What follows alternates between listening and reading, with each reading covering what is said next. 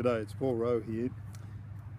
Anzac Day. When Anzac Day comes around, more often than not there's a discussion about Anzac values like mateship, like long suffering, like fortitude, self-sacrifice. And what gets interesting for me is that people seem to talk as if those values just sort of popped out of the hill at Gallipoli when the fellas landed there and ran up, or on the Western Front.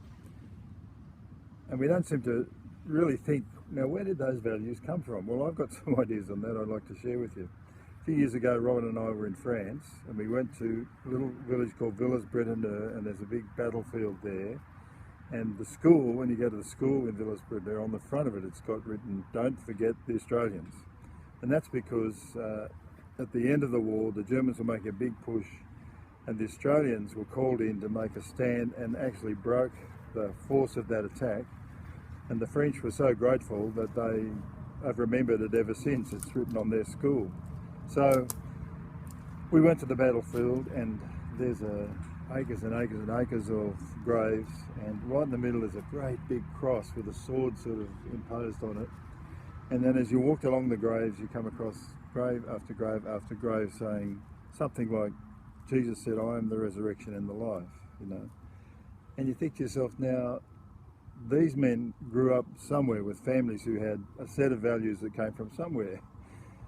I know, because I've held one in my hand, that they all went to war with a little copy of the New Testament in their pocket. It was given to them by the government. The next day, Robin and I got the chance to speak at a little French church, and I said to them, you know, in my schoolboy French, I've noticed all across France there are three words everywhere on the buildings: liberty, equality, fraternity. Liberty, equality, fraternity. And those words came from the French Revolution, 1789, when they got the guillotine out and they slaughtered a lot of the aristocracy, a lot of church leaders, in the name of reason and freedom and wanting to establish a secular state, be free of a lot of the religious restrictions, which wasn't unfair. But that was the beginning of secular France. The symbol of the French Revolution was the guillotine. I said to them, it's amazing, I've been all across France and I haven't seen anybody yet buried under a guillotine statue or headstone with liberty, equality, fraternity written on it. But I have seen a lot of people buried under crosses or wearing crosses, and the Romans designed the cross for exactly the same purpose as the French used the guillotine, to dehumanise and destroy. Now that's a curious thing, isn't it? How is it that a cross, which in the Roman world was feared as a sign of destruction and brute power, suddenly became a symbol of hope? Well, that's a good question. In Galilee last year, they unveiled a new statue. It was for the light horsemen who fought there, and amongst them were Aboriginal light horsemen. It's a beautiful statue. There's a horse with its head bowed, and there's an Aboriginal light horseman kneeling beside the grave of a mate that he's just buried there.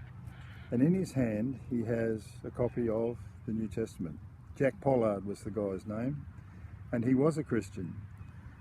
Now I think to myself, that's a beautiful statue and a great symbol. An Indigenous Australian, a light horseman at the Sea of Galilee with a New Testament in his hand. And that to me gives a very strong clue as to where those Anzac values might just have come from.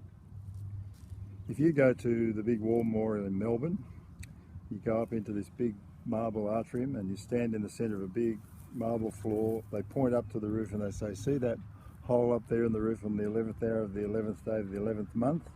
The sun shines through that hole onto this rock that sunk into the floor, rough-hewn rock. And on the rock is carved these words: greater love has no man than this. That's an amazing thing, isn't it? I wonder why the authorities in Melbourne in 1919, when they wanted to say something really important about the 19,000 young Australians that died, why did they choose those words? Well, I've got my idea. I think it wasn't that the person just said them, it wasn't just a piece of philosophy, it wasn't just a good idea, he actually did it. The person who spoke those words, who said, "Greater love has no man than this, and he laid down his life for his friends," actually did it. And not only did he lay down his life for his friends, he laid them down for his enemies. That's my clue on where the Anzac values came from. You might need to decide for yourself where you think they came from, lest we forget.